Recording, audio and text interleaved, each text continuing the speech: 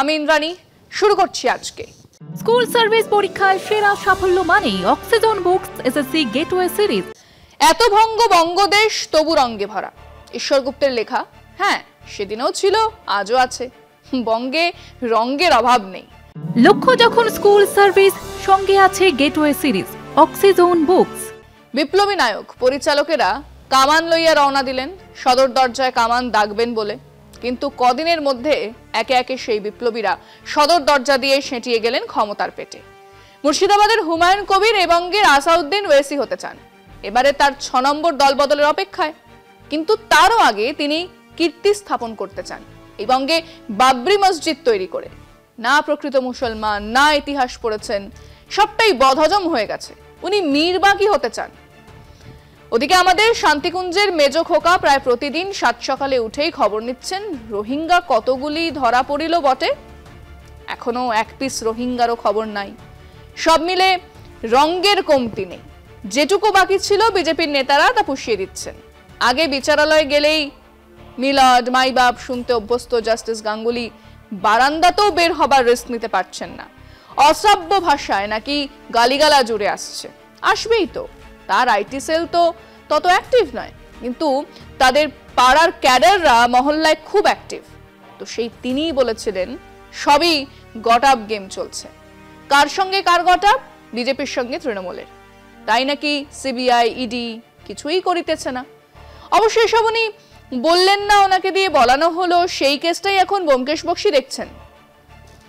এরই মধ্যে দিলু ঘোষ, যিনি এখনো এই বাংলাতে ঠিক কোন দায়িত্বে আছেন তা কেউ জানে না, তো তিনি বলেছেন অনুপ্রবেশ তো হচ্ছে, কিন্তু তার জন্য দায়িত্ব বর্ডার সিকিউরিটি ফোর্স। হ্যাঁ, এটাই বিষয় আজকে। এবার সেম সাইড গোলের পালা শুরু বিজেপিতে। জাস্টিস গাঙ্গুলির পরে দিলীপ ঘোষ। বিজেপির অন্দরে কি চলছে তা ঠাউর করতে পারছে না বিজেপির হত্যাকর্তারাও। জাস্টিস গাঙ্গুলি আগেই বলেছিলেন ইডি সিবিআই নাকি বাংলায় কাজই করছে না। তারপরেই দিলীপ ঘোষ এসে আরো বড় গোল করলেন, কিন্তু নিজের দলের বারপোস্টেই। অনুপ্রবেশ ঠেকাতে নাকি বিএসএফই গাফিলতি করছে, অর্থাৎ অমিত শাহেরই দফতরকে প্রশ্নের মুখে ঠেলে দিলেন তিনি। 2021-এর পর থেকেই বিজেপির অস্বস্তি বাড়ছে। এবার তো সেই আতঙ্ক মুখ ফসকে বেরিয়ে পড়ছে। মতুয়া দলিত ভোটাররাও বিভ্রান্ত। এতদিন যে বিজেপি নেতাদের ভরসায় ছিল, সেই নেতারাই এখন বলছে সিস্টেমে ফাঁক ফোকর আছে। সব মিলিয়ে বিজেপির নেতারা এখন এমন আচরণ করছেন যেন নির্বাচনী সার্কাসে নিজেরাই নিজেদের কলা ছুঁড়ে মারছেন। এসআইআর সিএ সব ইস্যুতেই ঘোল খাচ্ছে বঙ্গ বিজেপি। বাংলার ভোটের লড়াই এখনো শুরু হয়নি, কিন্তু বিজেপি শিবিরে শুরু হয়ে গেছে নেতাদের গুঁতোগুঁতি। আসলে এক দল সেই কবে 2021 সালে ছায়া মন্ত্রিসভায় তৈরি করে ফেলেছিল। সেই দল এখন নিজেরাই জানে যত হুঙ্কারি দেওয়া হোক না কেন, এবারে আগে 77টা আসন দখলে রাখাই অসম্ভব। এটা যত দিন যাচ্ছে তত ছড়াচ্ছে। সেটা এক ধরনের অস্বস্তি তৈরি করছে দলে। কাজেই শুভেন্দু তার বকলমে জাস্টিস গাঙ্গুলিকে দিয়ে বলিয়ে রাখলেন কেন্দ্রীয় সরকারি এজেন্সিগুলোর জন্যই আমরা হেরে যেতে পারি। এবারে দিলীপ ঘোষও সেই রাস্তায় হাঁটলেন। অনুপ্রবেশ, যা কিনা এই মুহূর্তে অমিত শাহ মোদিজির ভাষণের অন্যতম ইস্যু।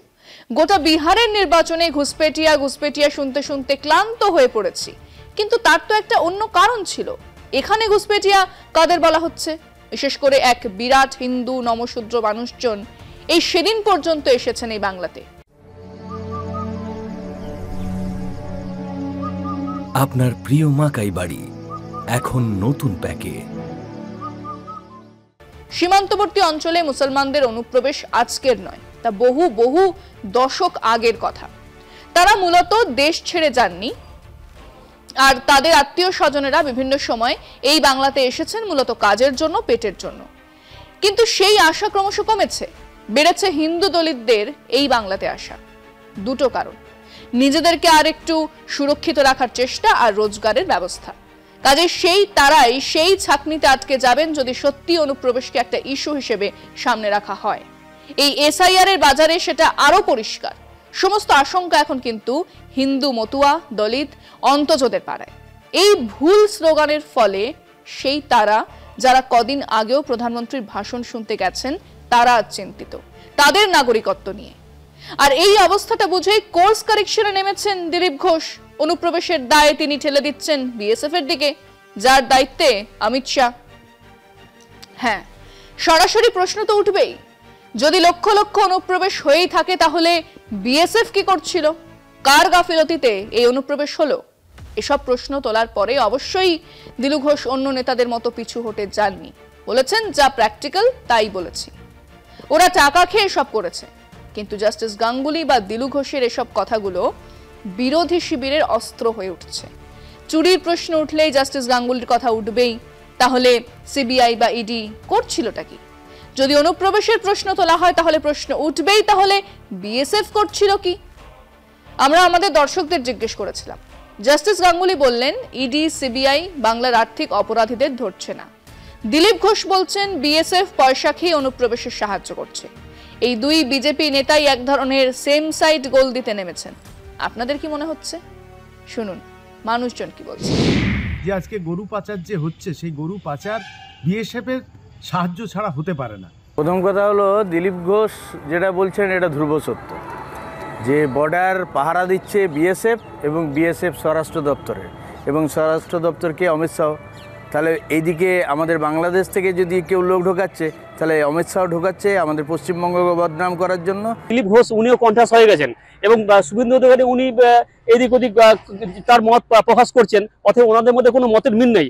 জাস্টিস গাঙ্গুলি যেটা বলেছেন আমরা কিছুদিন আগেই শুনেছি, কিন্তু ওনার বিষয়ে কি বলবো, ওনার তো আমরা দেখলাম বিগত লোকসভা নির্বাচনে যেভাবে তার নীতি বিসর্জন দিয়ে শুভেন্দু অধিকারীর মতন একজন ব্যক্তির পা ছুঁয়ে তিনি বিজেপির সাংসদ হয়েছিলেন। তারপর কিছুদিন আগে দেখলাম হয়তো ওনার মতিভ্রম হয়েছে। এটা ফল্ট তো কার? ফল্টটা তো সিবিআই এর এবং ইডির, এবং ফল্ট সব থেকে বড় ফল্ট হচ্ছে কেন্দ্রীয় সরকারের। আর 2 নম্বর দিলীপ ঘোষ যেটা বলেছে তা ঠিকই বলেছে। হ্যাঁ, যদি বিএসএফ যদি পয়সা খেয়ে অনুপ্রবেশকারীদের ঢোকায় তাহলে সেটা কার ফল্ট? এটার ফল্ট তো কেন্দ্রীয় সরকারের ফল্ট। কারণই এটার তো একটা গোষ্ঠী কোন্দল চলছে ওনাদের মধ্যে, ওনারা জায়গা পাচ্ছেন না, এটা তো একটা স্বাভাবিক ঘটনা। কারণ সব সময় এই ভোট এরিয়া সিবিআই ইস্যু হচ্ছে, এটা তো কিছু করতে পারবে না তাতে করে। এটা তো লোক দেখানি, সবাই জানে যে এটা জুজু দেখিয়ে কিছু করা যাবে না। তথ্য প্রমাণ যদি না থাকে পশ্চিমবাংলার কোনো মানুষের বিরুদ্ধে, আপনি আমাকে বলুন, তাপস পাল থেকে শুরু করে সবাইকে নিয়ে যেয়ে কালকোঠরিতে বন্ধ করা হচ্ছে, একজনের বিরুদ্ধেও দুর্নীতি প্রমাণিত হয়নি। তাহলে এখান থেকে বোঝা যায় উদ্দেশ্য প্রণোদিতভাবে ইডি সিবিআই ইনকাম ট্যাক্সকে ইউজ করা হচ্ছে বিজেপির 3 জোট সঙ্গে। এবং জাস্টিস গাঙ্গুলি, প্রাক্তন জাস্টিস গাঙ্গুলি এবং বর্তমান সাংসদ বিজেপির, তিনি সত্যি কথাটাই বলেছেন।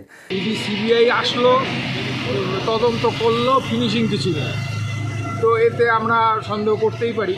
আর বিজেপির মধ্যেও দ্বন্দ্ব দেখা দিতে পারে যে বাংলাদেশ থেকে যারা আসছে অবৈধভাবে, তো সেটা রক্ষা করার তো কেন্দ্রীয় সরকার দায়ী।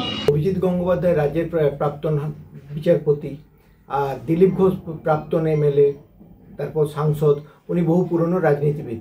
ওনারা আজ বুঝতে পেরেছেন বিজেপির যে মিথ্যাচার, এটা মানুষের কাছে পরিষ্কার হয়ে গেছে। মানুষ বুঝতে পেরেছে বিজেপির এই মিথ্যে আর বেশি দিন চলবে না। তারা তাই ভয় পেয়ে এটা বলছেন যে সত্যি কথাটা বলতে তারা বাধ্য। শুরু হয়ে গেছে বঙ্গ নির্বাচন সার্কাস। হ্যাঁ, সার্কাসে রোমাঞ্চকর খেলা থাকে, অসম্ভব স্কিলের খেলা থাকে, সরু দড়ির ওপর দিয়ে হাঁটাহাঁটিও থাকে, যান হাতে করে মরণকুয়োর বাইক চালানো থাকে, তেমনি জোকারদের স্থূল ভাড়ামও থাকে। এই বঙ্গে নির্বাচনী সার্কাসে বিজেপি পক্ষের জোকারেরা নেমে পড়েছেন। এখন অপেক্ষায় সরকার পক্ষের জোকারদের। না, সেখানেও তো কোনো কমতি নেই। আজকে এই পর্যন্তই। দেখতে থাকুন কলকাতা টিভি, রাত 3, 7 দিন।